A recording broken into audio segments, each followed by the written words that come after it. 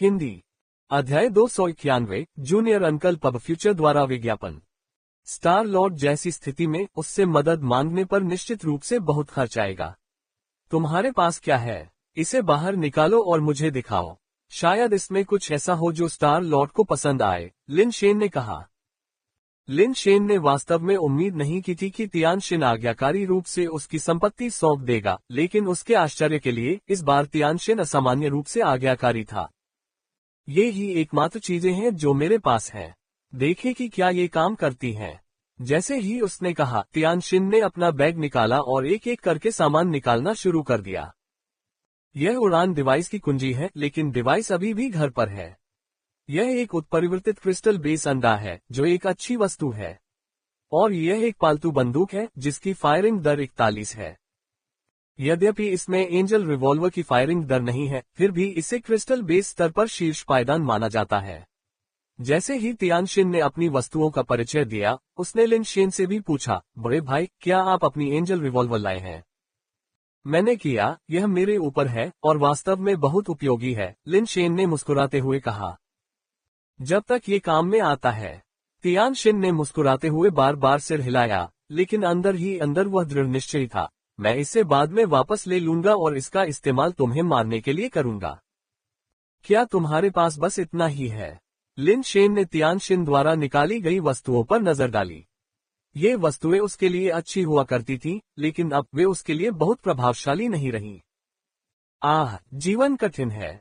अकेले बाहर संघर्ष करने वाले व्यक्ति के लिए इतनी सारी अच्छी चीजें हासिल करना ही काफी मुश्किल है। तियानशिन ने चेहरे पर एकाकी और असंतुष्ट भाव के साथ विलाप किया। मुझे लगता है कि तुम्हारे पास अच्छी चीजें हैं जिन्हें तुम बाहर नहीं निकालना चाहते, है ना?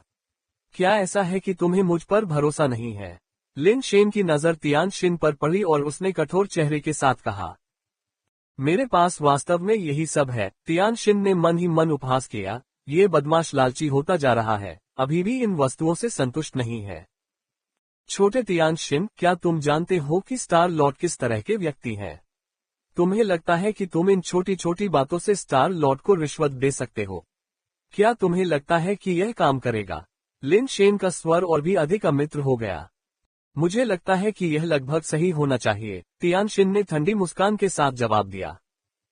जीवन में आपको ये जानना होगा कि कब पकड़ना है और कब छोड़ना है। जितना अधिक आप देंगे उतना ही अधिक आप पाएंगे।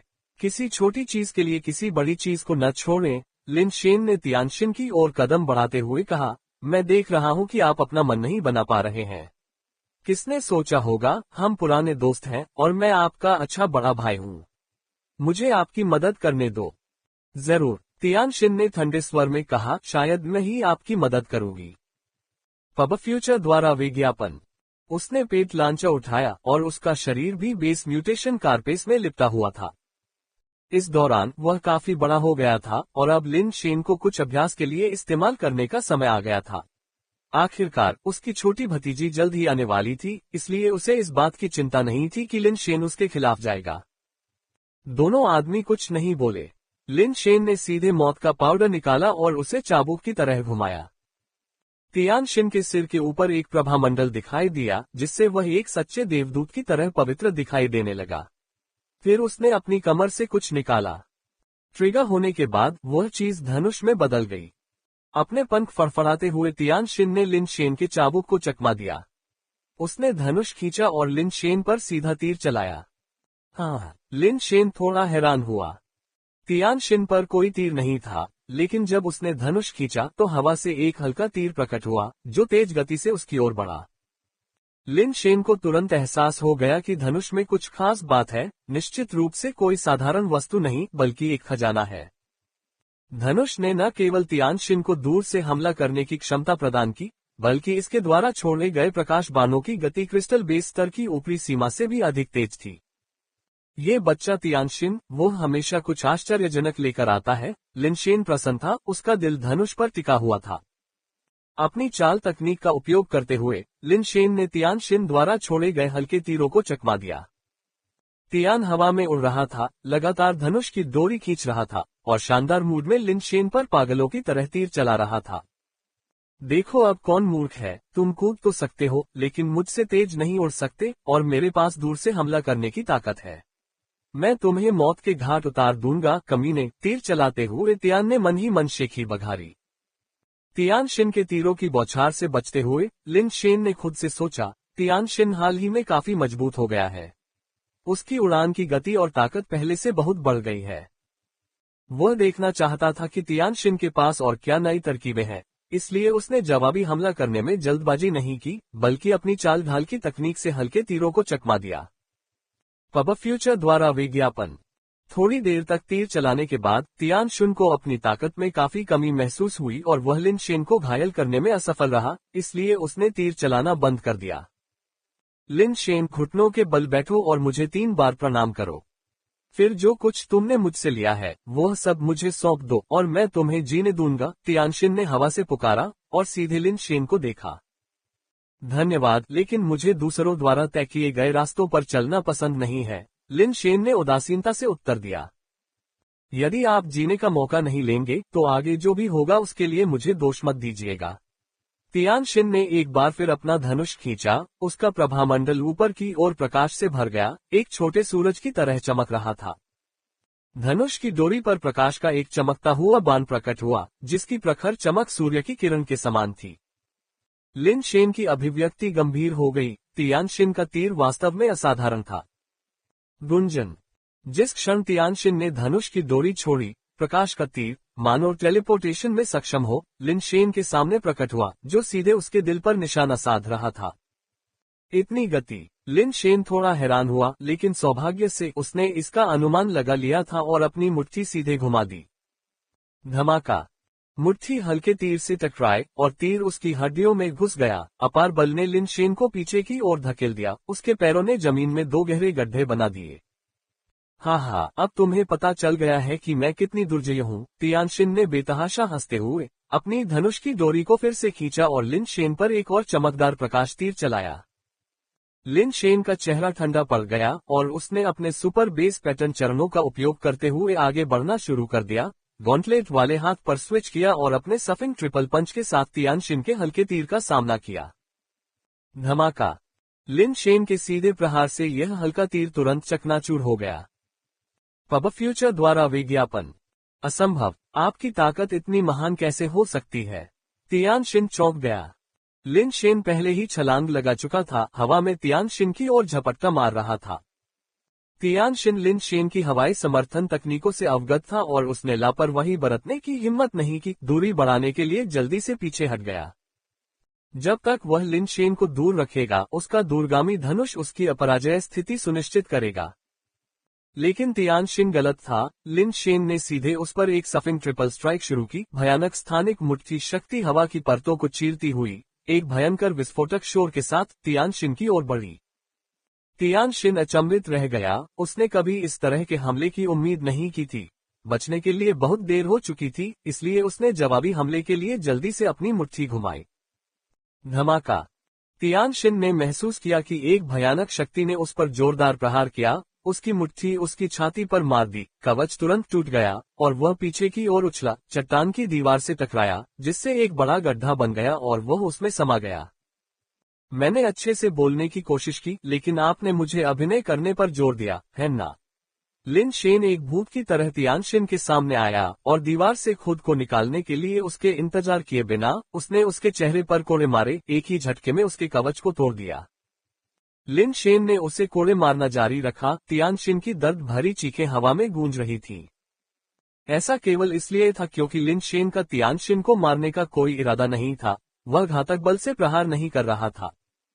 वह बस ये चाहता था कि तियान शिन को सबक मिल जाए, ताकि अगली बार वह बिना किसी परेशानी के उसे वह वस्तु सौंप दे। साले, हिम्मत है तो मार दे मुझे, वरना पछताएगा। आह आह! तियान शिन चिल्लाया और बोलते हुए कोसने लगा, उसके दिल में गुस्सा उबल रहा था। उसने मन ही मन कसम खाई कि एक बार तियान के आ जाने पर वह लिन शेन को 1000 गुना 100 गुना वापस चुका देगा। रुको! एक जानी पहचानी आवाज सुनाई दी और तियान शिन, जिसकी पलकें सूज गई थीं और देखने के लिए केवल एक छेद बचा था, ने आखिरकार वह आकृति देखी जिसे वह देखना चाहता था। छोटा तियान, तुम्हें मुझसे बदला लेना होगा। देखो उसने मेरे साथ क्या किया है। मैं अब और जीना नहीं चाहता। लिन शेन के रुकने के बाद तियान शिन रेंग कर बाहर आया और लड़खड़ाते हुए तियान जुन की ओर बढ़ा, उसके पैरों पर गिर पड़ा और उसके पैरों से लिपट कर रोने लगा। खांसी खांसी। तियान, यहाँ कुछ गलतफहमी होनी चाहिए। तियान शुन ने तियान शिन की ओर एक अजीब नजर से कहा। क्या गलतफहमी? उसने मुझे लगभग मार ही डाला और उसने मेरी चीजें चुरा ली। तियान शिन और भी जोर से रोया। वह तियान से लिन शेन को 1000 बार काटने के लिए कहने ही वाला था, जब उसने अचानक तियान जून से कुछ सुना और वह अवाक रह गया। चाची, आपने अभी क्या कहा? मैंने आपको स्पष्ट रूप से नहीं सुना। तियान शिन ने अपना सूजा हुआ चेहरा सुअर के सिर की तरह उठाया। तियान जुन को कठोर भाव से देखा, उसका व्यवहार बहुत अस्वाभाविक था। ठीक है, यह आपके चाचा हैं, तियान शुन ने दोहराया। अंकल शब्द सुनते ही तियान शिन को ऐसा लगा जैसे उस पर बिजली गिर गई हो। सदमे से उसका पूरा शरीर लकवाग्रस्त हो गया। बैकवोट बैकवोट बैकवोट, यह वही छोटा भतीजा है जिसका तुमने उल्लेख किया था? लिन शेन ने हैरान चेहरे के साथ तियान शिन की ओर इशारा करते हुए पूछा। लिन शेन ने हमेशा सोचा था कि तियान शुन का छोटा भतीजा एक छोटा बच्चा होगा, इसलिए उसे यह जानकर आश्चर्य हुआ कि वह वास्तव में एक बड़ा वयस्क सेलेस्टियल था। हाँ, यह मेरा छोटा भतीजा तियान शिन है। तियान शिन ने सिरदर्द के साथ उत्तर दिया। उसने कभी उम्मीद नहीं की थी कि ये दोनों एक दूसरे से मिलते ही लड़ने लगेंगे। आंटी, मैं इस शादी के समझौते से सहमत नहीं हूँ, तियान शिन ने पूरी ताकत से चिल्लाकर कहा। ये कैसा मजाक है? उसकी सबसे प्रिय चाची, जो परिवार में उसे सबसे अच्छी तरह समझती और जानती थी, जो सबसे असाधारण रूप से प्रतिभाशाली थी, वह ऐसे नीच व्यक्ति के साथ कैसे रह सकती है? तियान शिन, तमाशा बनाना बंद करो। तुम्हारी मौसी का पति तुम्हें जानता भी नहीं है, ये जानबूझकर नहीं किया गया। तुम दोनों को अब से अच्छे से रहना होगा। जैसे ही उसने कहा, तियान जुन ने तियान शिन को एक तरफ खींच लिया और कहा, तुम्हें आने से पहले हमें बता देना चाहिए था, तब ये दुर्घटना नहीं होती। चलो, मैंने तुम्हारे लिए एक उपहार तैयार किया है, तुम्हें ये जरूर पसंद आएगा। चाहे तियान शिन तैयार हो या नहीं, तियान जुन ने उसे खींचकर ले गया और लिन शेन से कहा, लिन शेन, हम बाद में खाना खाएंगे। चलो तियान शिन का गर्मजोशी से स्वागत करते हैं। ठीक है, लिन शेन ने मुस्कुराते हुए सहमति जताई।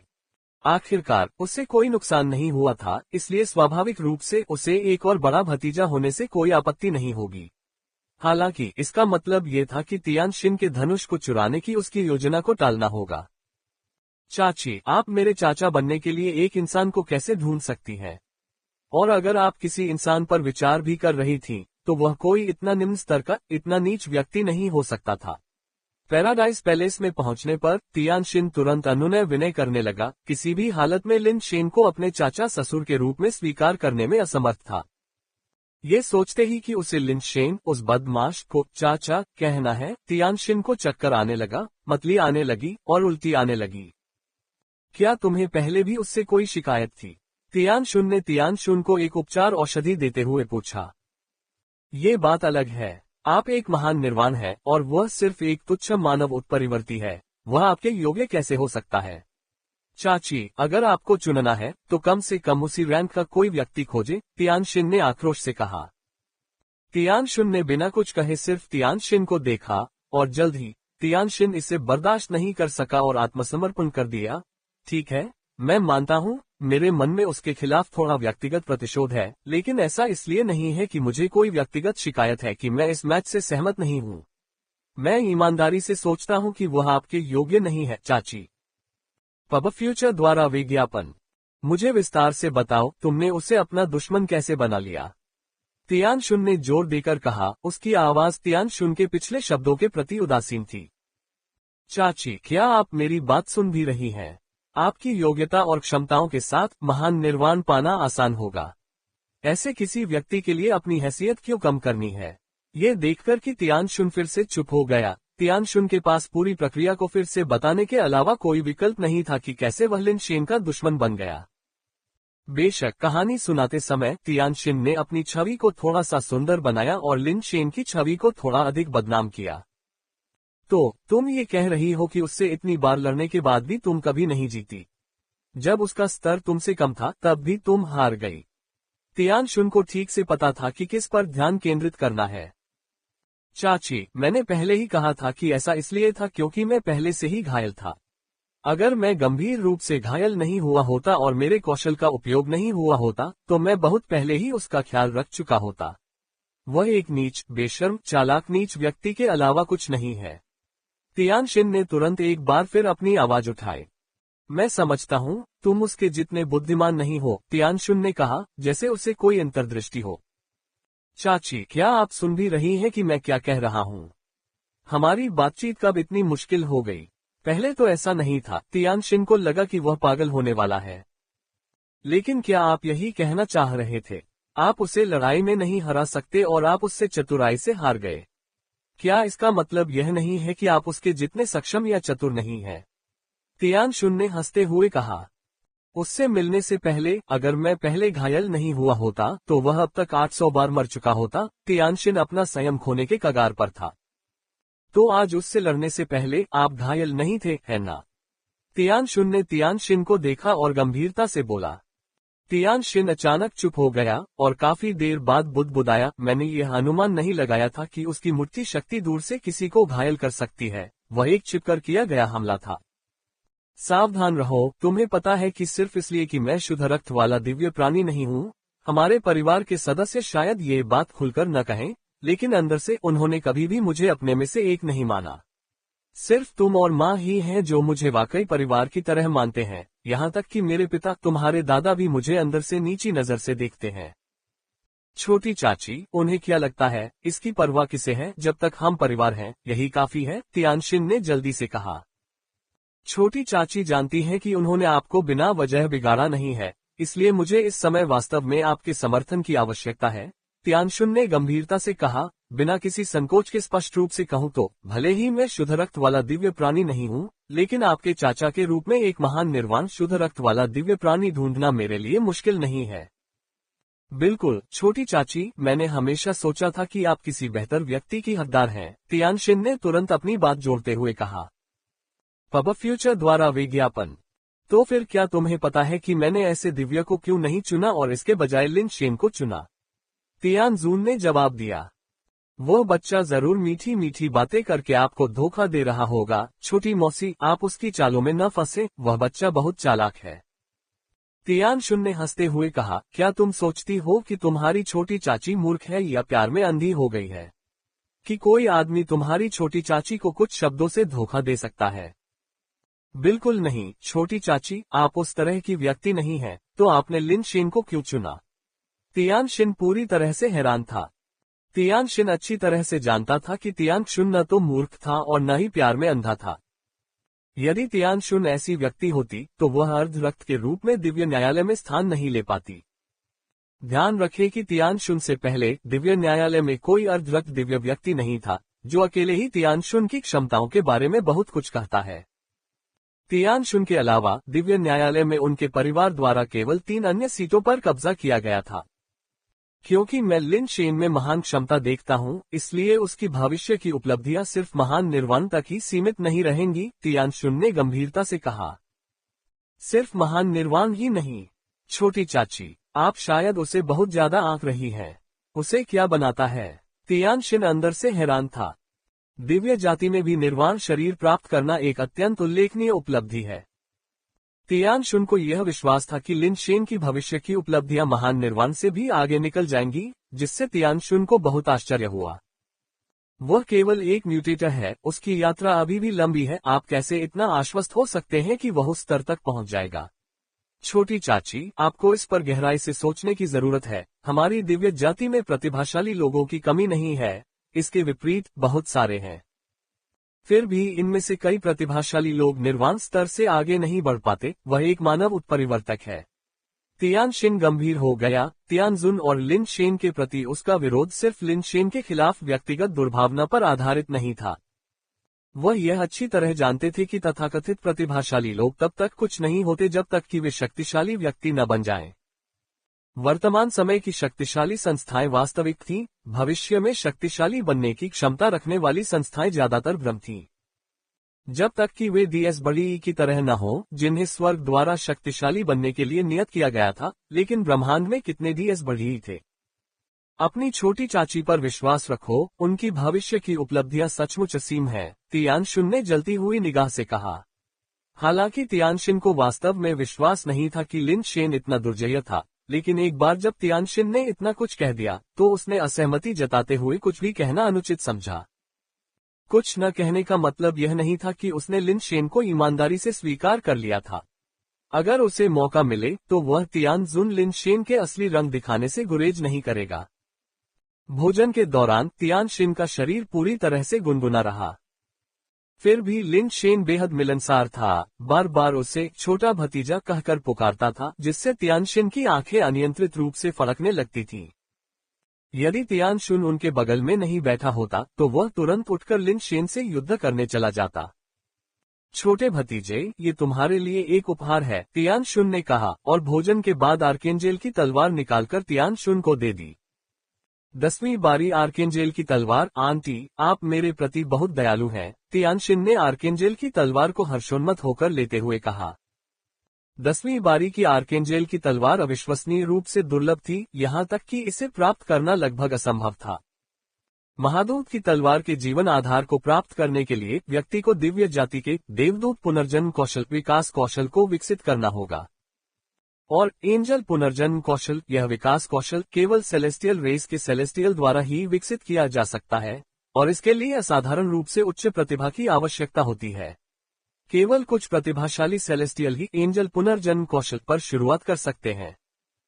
तियानशिन ने एक बार एंजल पुनर्जन्म कौशल का अभ्यास करने की कोशिश की थी, लेकिन दुर्भाग्य से उसकी प्रतिभा उसमें महारत हासिल करने के लिए पर्याप्त नहीं थी। अंत में उसे एक और विकास कौशल चुनना पड़ा। यहाँ तक कि तियानशुन भी अपनी अद्भुत प्रतिभा के बावजूद देवदूत पुनर्जन्म कौशल में महारत हासिल करने में सफल नहीं हो पाई थी। बेशक मुख्य कारण ये था कि तियानशुन इसे विकसित करने में सफल नहीं हो पाई थी, क्योंकि उसके पास केवल आधा सेलेस्टियल वंश था। जो दिव्य प्राणी देवदूत पुनर्जन्म कौशल की साधना कर सकते थे, वे आमतौर पर शक्तिशाली परिवारों द्वारा प्रशिक्षित प्रमुख व्यक्ति होते थे, जो मजबूत रक्षकों से घिरे होते थे तथा उन्हें खतरनाक स्थानों पर जाने की अनुमति नहीं होती थी, जिसका अर्थ था कि ऐसे व्यक्तियों की आसानी से मृत्यु होने की संभावना नहीं होती थी। इन दिव्य प्राणियों में जो महादूत की तलवार के जीवन आधार को संघनित कर सकते थे, वे 10 में से अधिकतम 1 या 2 थे। आर्केंजेल की तलवार को 10वें मोड़ तक बढ़ाना भी आसान नहीं था, इसके लिए असंख्य संसाधनों की आवश्यकता थी। क्योंकि प्रत्येक पुनर्जन्म के साथ आर्केंजेल की तलवार को एक साधारण जीवन आधार के लिए आवश्यक संसाधनों की तुलना में 10 गुना से अधिक की आवश्यकता होती है, परिवार के समर्थन के बिना एक सेलेस्टियल को संसाधनों की इतनी प्रचुरता इकट्ठा करना बहुत मुश्किल होगा। 10वीं बारी की महादूत की तलवार कितनी शक्तिशाली थी। अतीत में ऐसे कई उदाहरण रहे हैं जहां 10वीं बारी की महादूत की तलवार ने निर्वाण को सफलतापूर्वक मार डाला था। अब जब तियानशिन के पास आर्केंजल की तलवार है, तो जब तक उसका आरोहण सफल होता है, उसे तुरंत 10वीं बारी का स्पिरिट बेस मिल जाएगा, जिससे उसकी लड़ाकू शक्ति तुरंत बढ़ जाएगी। आरोहण स्तर के बीच उसे एक शीर्ष स्तरीय लड़ाकू माना जाएगा। बेशक एंजल पुनर्जन्म कौशल की जोड़ी के बिना 10वीं बारी आर्केंजेल की तलवार को आत्मा आधार के रूप में उपयोग करने से इसकी पूरी शक्ति नहीं मिलेगी। निर्वाण को मारना असंभव होगा, लेकिन यह अभी भी आरोही स्तर की लड़ाकू शक्ति के शिखर पर होगा। तियानशिन ने आर्केंजेल की तलवार को सहलाया, लेकिन उसे नीचे नहीं रख सका। तियानशुन ने कहा, यह महादूत की तलवार नर्क द्वीप के भीतर से जान जोखिम में डालकर प्राप्त की गई थी। उसके शब्दों ने तुरंत तियानशिन के हाथ में मौजूद आर्केंजेल की तलवार को कम आकर्षक बना दिया। वह आर्केंजेल की तलवार को स्टाइल से वापस फेंकना चाहता था, लेकिन वह इसे छोड़ना बर्दाश्त नहीं कर सकता था, जिससे उसके अंदर बहुत उथल पुथल मच गई। हम सब यहाँ एक परिवार की तरह हैं, ऐसी औपचारिकता की कोई जरूरत नहीं है, लिन शेन ने समय रहते चुटकी ली। आखिरकार वह निराश नहीं था।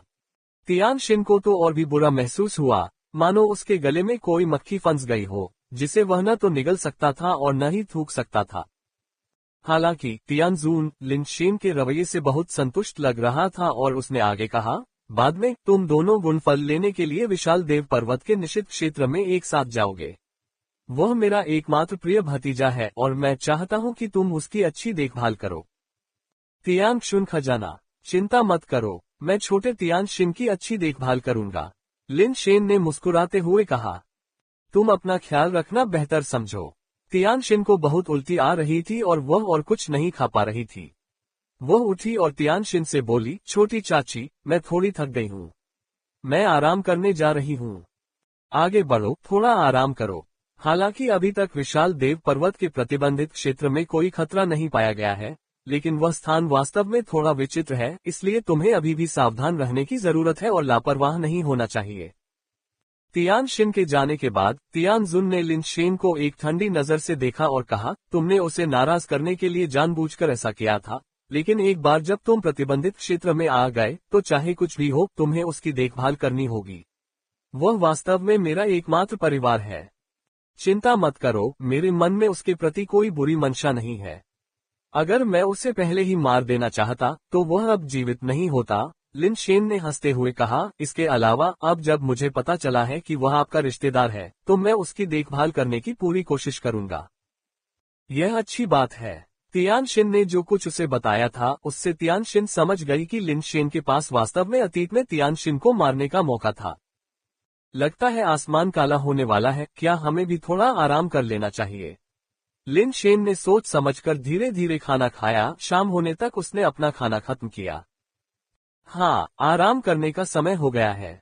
मैं सोने के लिए अपने कमरे में जा रही हूँ और तुम्हें भी जल्दी सो जाना चाहिए। अगर कुछ अप्रत्याशित नहीं हुआ तो तुम परसों विशालकाय भगवान पर्वत की ओर जाओगे। अगले 2 दिन इधर उधर मत भटकना, तियानजुन ने कहा और वह खड़ी हुई और अपने कमरे में लौटने के लिए तैयार हो गई। जैसे ही वह सीढ़ियां चढ़ने लगी, उसने महसूस किया कि लिनशेन उसका पीछा कर रहा है। अपना सिर घुमाकर तियानजुन ने मुस्कुराते हुए लिनशेन को देखा और पूछा, तुम कहाँ जा रहे हो? आपके साथ आराम करने के लिए, लिनशेन ने गंभीरता से कहा। वह यथाशीघ्र अग्नि बीज प्राप्त करना चाहता था ताकि देख सके कि क्या ये वास्तव में स्वर्ग विरोधी अस्थि द्वारा छोड़ा गया भाग है।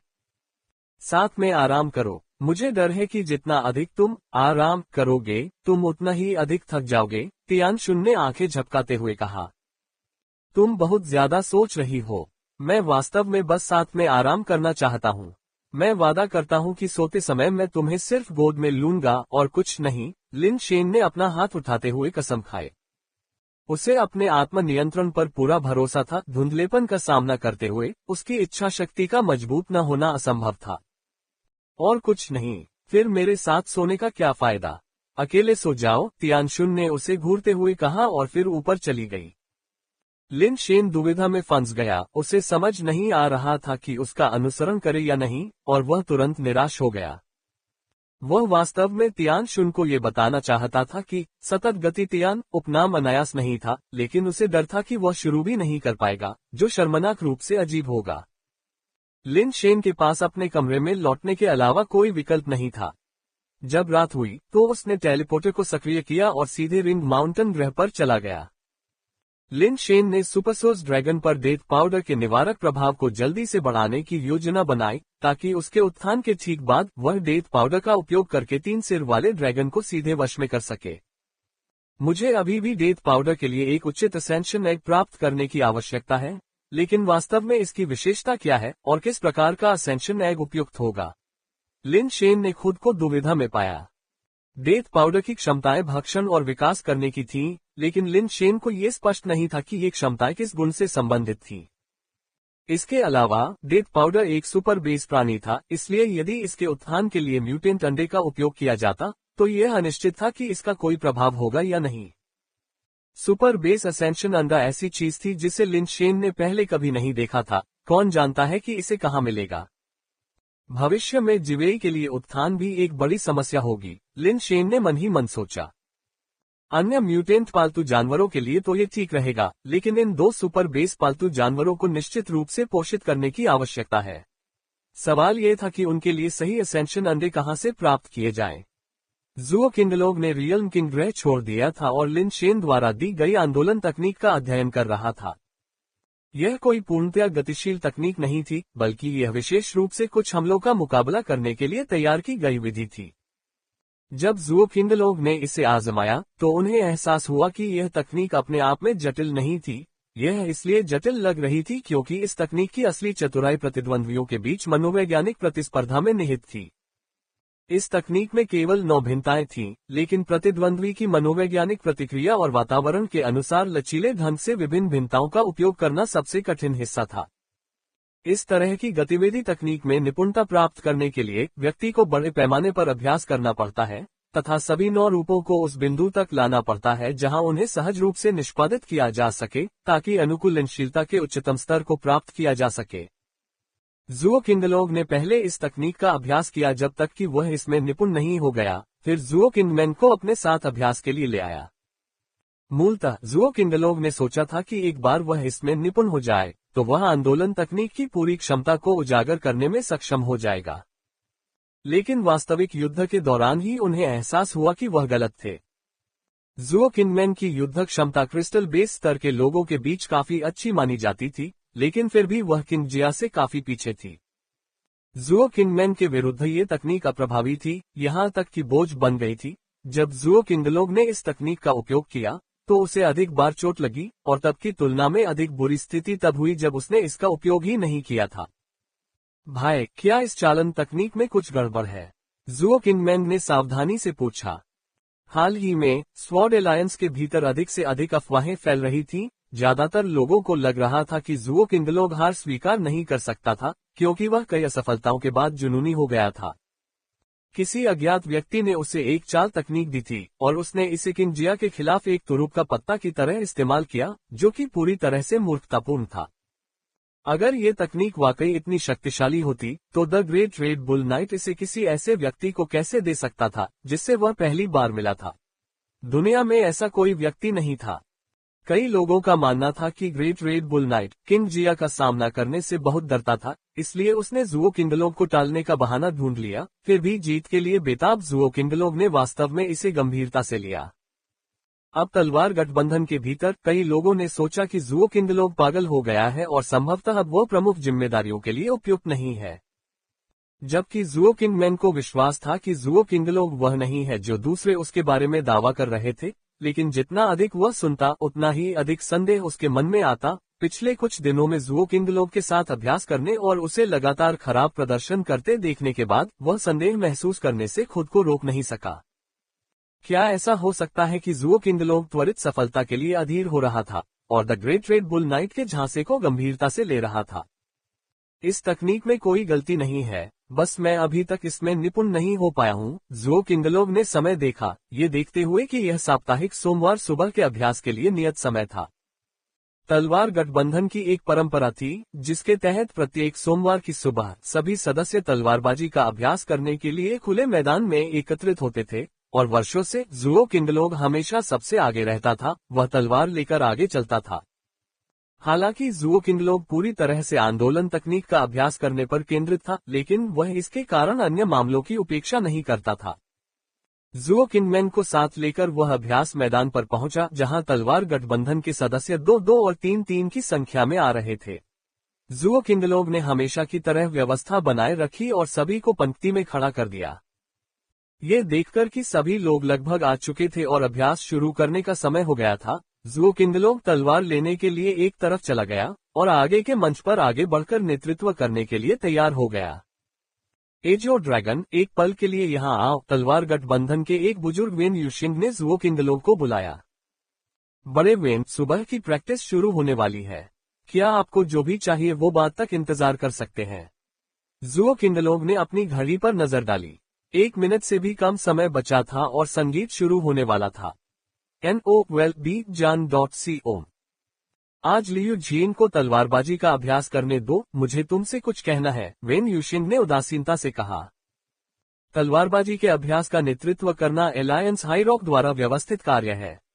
यदि एल्डर वेन को लगता है कि मैं इसके लिए योग्य नहीं हूँ, तो कृपया हाईरॉक को खोजें और मुझे मेरी योग्यताएं छीनने का आदेश दें, जुओ किंगलोग ने जवाब दिया। फिर वेन यूशिंग को अनदेखा करते हुए वह मुड़ा और मंच की ओर चला गया। जुओ किंगलोग, तुम्हारी वर्तमान स्थिति में तुम अब तलवार चलाने के अभ्यास के लिए उपयुक्त नहीं हो। मैंने तुमसे निजी तौर पर संपर्क करके तुम्हें अपमानित किया है। अगर हमें धर्मगुरु को शामिल करना पड़ा और वह तुम्हारी योग्यता छीन लेगा तो यह अच्छा नहीं लगेगा, वेन यूशिंग ने ठंडी हंसी के साथ कहा। मैं, जुओ किंगलोग, हमेशा खुले तौर पर और सम्मानपूर्वक काम करता रहा हूं। मैंने ऐसा कुछ भी नहीं किया है जो जांच का सामना न कर सके। यदि आपको मेरे बारे में कोई शिकायत है तो उचित प्रक्रियाओं का पालन करें, जुओ किंगलोग ने मंच पर पहुंचते ही कहा। विजयी भाव से भरे और पहले से ही मंच पर तलवारबाजी के अभ्यास के लिए तैयार, लियू जिंग ने जुओ किंगलोव को मंच पर चढ़ते देखा और खुद को नीचे वेन यूशिन की ओर देखने से रोक नहीं सका। लियू जिंग, लाइन में पीछे हट जाओ। जुओ किंगलोव बीच की स्थिति में खड़ा था। लियू जिंग की ओर देखे बिना उसने उस पर चिल्लाया। बड़े वेन ने कहा कि आज तलवारबाजी का अभ्यास मुझे कराना है, लियू जिंग ने दांत पीसते हुए कहा। वह हमेशा जुओ किंगलोव की छाया में रहता था, लेकिन आखिरकार उसे यह मौका मिला और वह किसी भी हालत में पीछे नहीं हट सकता था। यदि जुओ किंगलोव आज उसे इन सभी गवाहों के सामने नीचे भेजने में कामयाब हो गया, तो भविष्य में उसे कौन गंभीरता से लेगा, भले ही उसे तलवार अभ्यास का नेतृत्व करने का एक और मौका मिले।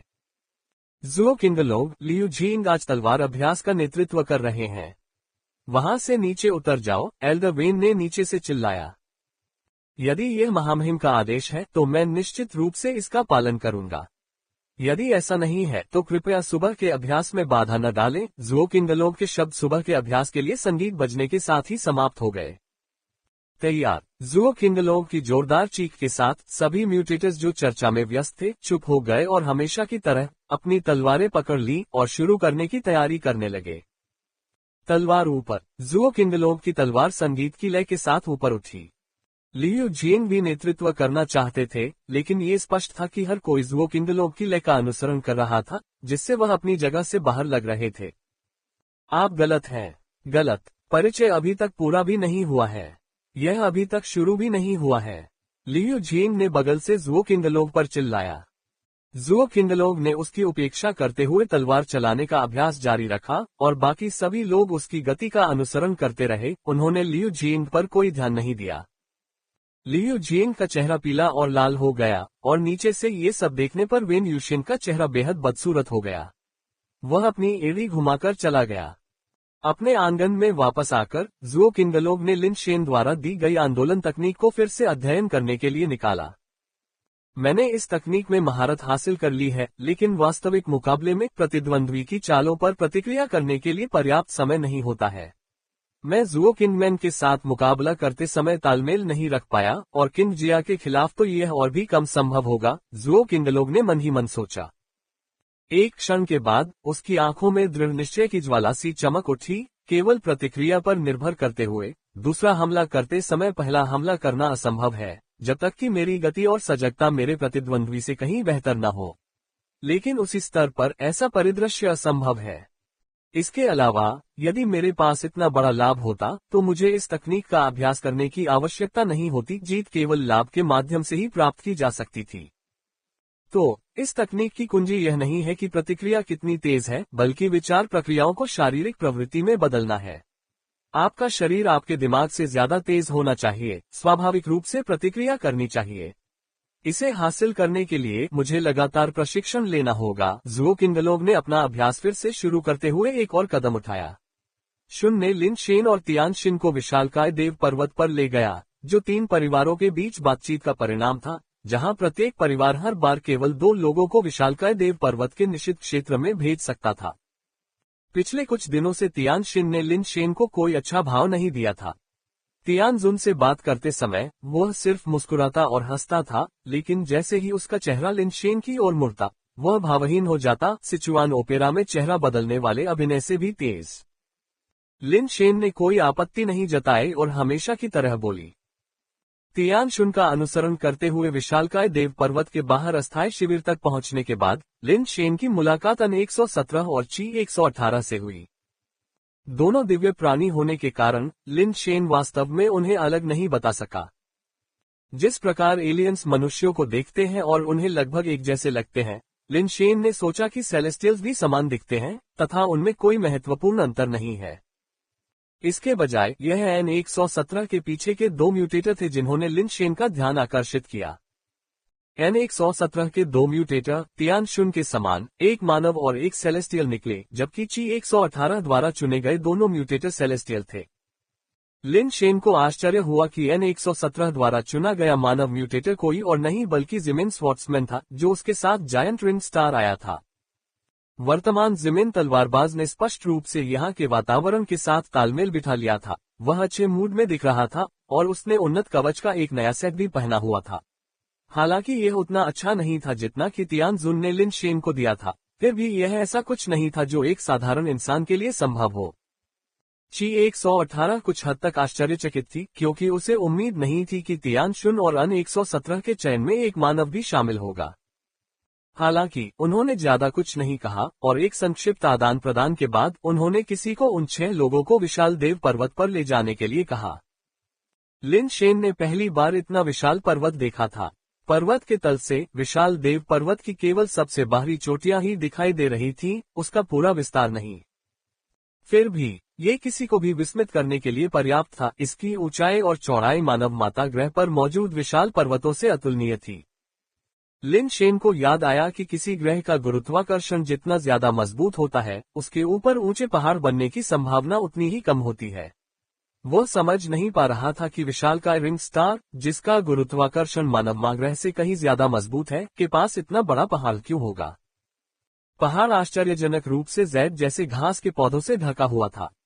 पत्ते जीवंत और रंगीन थे, मानो कोई जैड आर्टवर्क संग्रहालय में प्रवेश कर गया हो। इनमें से कुछ जैड जैसे घास के पौधों की पत्तियां विशालकाय पेड़ों जितनी लंबी थीं। 10 से लेकर 20 या 30 मीटर तक की ऊंची घासें बहुतायत में थीं। जब समूह गाइड के साथ पहाड़ पर चढ़ रहा था, तो एक क्षण ऐसा आया जब उन्हें ऐसा भ्रम हुआ कि वे चींटियों के आकार के हो गए हैं और झाड़ियों के बीच से आगे बढ़ रहे हैं। तियानशिन ने लिन शेन को नजरअंदाज कर दिया और लिन शेन भी उससे बात करने के मूड में नहीं था। उसकी नजर जिमिन स्वॉर्ट्समैन पर पड़ी, लेकिन जिमिन स्वॉर्ट्समैन ने उसकी तरफ देखा तक नहीं। लिन शेन ने अपनी नाक को छुआ, थोड़ा हैरान, ये सोचते हुए कि वह इस स्थिति में कैसे पहुंच गया, जबकि बात करने के लिए उसके पास कोई भी व्यक्ति नहीं था। काश जू त्यानगे यहाँ होते। मुझे लगता था कि वह बहुत ज्यादा बात करते हैं और ये परेशान करने वाला है, लेकिन अब उनके बिना मैं वाकई बहुत शांत महसूस करता हूँ। लिन शेन को बेवजह जू त्यानगे की याद आने लगी। चूंकि वे पहले से ही खोजे गए सुरक्षित मार्ग पर थे, इसलिए रास्ते में उन्हें किसी खतरे का सामना नहीं करना पड़ा। और यात्रा पर निकलने से पहले उन्होंने पहाड़ की विभिन्न वर्जनाओं को याद कर लिया है। फिर भी जब वे कुछ इलाकों से गुजरे तो उन्हें खून के बड़े बड़े धब्बे दिखाई दिए। एक ढलान पर पूरी ढलान खून से गहरे लाल रंग में रंग गई थी और यह अज्ञात था कि उस समय वहां कितने लोग मारे गए थे। वे उस ढलान पर नहीं चले, बल्कि दूसरी ओर पहाड़ी दीवार के सहारे चले गए। पहाड़ की दीवार के बाहर संकरा रास्ता सिर्फ 2 फीट की दूरी पर ही चल सकता था। नीचे कोहरे से ढकी एक अथाह खाई थी। एक भी गलत कदम उठाने पर म्यूटेटर भी गिरकर मर सकता था। सौभाग्य से वे सभी म्यूटेटर थे, इसलिए ये स्थान उनके लिए समतल जमीन से अलग नहीं था। वह क्या है? जब वे पहाड़ी रास्ते पर आगे बढ़ रहे थे, तियानशिन ने अचानक धुंध की ओर इशारा किया और बोला। हर कोई अपनी जगह पर रुक गया और देखने लगा कि तियानशिन किस ओर इशारा कर रहा था। उन्होंने देखा कि रास्ते के उस पार एक और चोटी थी, जो धुंध में लिपटी हुई थी, और शिखर पर कुछ ऐसा था जो रुक रुक कर चमक रहा था। विशालकाय देव पर्वत में कई रहस्य छिपे हैं, बेहतर है कि ज्यादा न सुने और न ही इधर उधर देखें, सुरक्षा सबसे पहले आती है, गाइड ने आगे का रास्ता बताते हुए कहा। यद्यपि सभी को ये जानने की जिज्ञासा थी कि विपरीत शिखर पर चमकती रोशनी क्या है, फिर भी उन्होंने गाइड की सलाह मान ली और उस पर ध्यान देना बंद कर दिया। ये सबक खून खराबे से सीखे गए थे। यहाँ आने से पहले उनमें से ज्यादातर ने कुछ दिन पहले ही जायंट गॉड माउंटेन की खोज के बारे में सुना था, जिसमें हजारों लोगों की जान चली गई थी। यद्यपि रास्ते में उन्हें कुछ अजीब दृश्य देखने को मिले, सौभाग्य से उन्हें कोई खतरा नहीं हुआ और वे सुरक्षित रूप से एक गुफा के द्वार पर पहुंच गए। एक बार जब आप इस गुफा से गुजर जाएंगे तो आप उस स्थान तक पहुंच सकेंगे।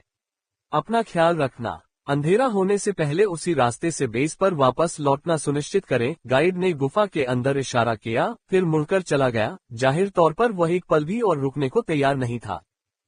समूह ने एक दूसरे को देखा। एक व्यक्ति आगे बढ़कर गुफा में चला गया, जबकि बाकी लोग भी उसके पीछे चले गए। वे जितने गहरे गए, गुफा उतनी ही बड़ी होती गई। हर जगह अजीबोगरीब आकार के स्टेलेक्टाइट्स दिखाई देने लगे। उनकी टॉर्च की रोशनी से रोशन होकर उनमें चमक के कुछ बिंदु भी दिखाई देने लगे। गुफा से गुजरने के बाद उनके सामने दृश्य खुल गया और उन्होंने स्वयं को एक विशाल घाटी में पाया। घाटी में 5 रंगों वाले स्वॉर्ड ऑर्किड थे जो पेड़ों से भी ऊंचे थे। प्रत्येक पत्ती बहुरंगी जैड की तरह गढ़ी हुई थी, जिनमें से सबसे छोटा पत्ता भी दर्जनों मीटर ऊंचा था। पहुंचने पर समूह सहज रूप से झाड़ियों में फैल गया और बिना किसी पूर्व व्यवस्था के अलग अलग दिशाओं में खोजबीन करने लगा। तियानशिन ने लिन शेन की परवाह नहीं की और वह अकेले ही स्वॉर्ड ऑर्किड के घने जंगल में चला गया। लिन शेन भी इत्मीनान से उसके पीछे पीछे चला। उसने तियानशिन की देखभाल करने के लिए तियानशिन से वादा किया था और यहाँ उसे कुछ भी नहीं होने दिया जाएगा। तुम मेरा पीछा क्यों कर रहे हो? जाओ अपना गुणफल ढूंढो, दूसरों को छीनने के बारे में सोचना बंद करो। तियानशिन ने अपना सिर घुमाया और उसे घूर कर देखा। कोई जल्दी नहीं है, बस चारों ओर देख रहा हूँ, लिन शेन ने मुस्कुराते हुए कहा।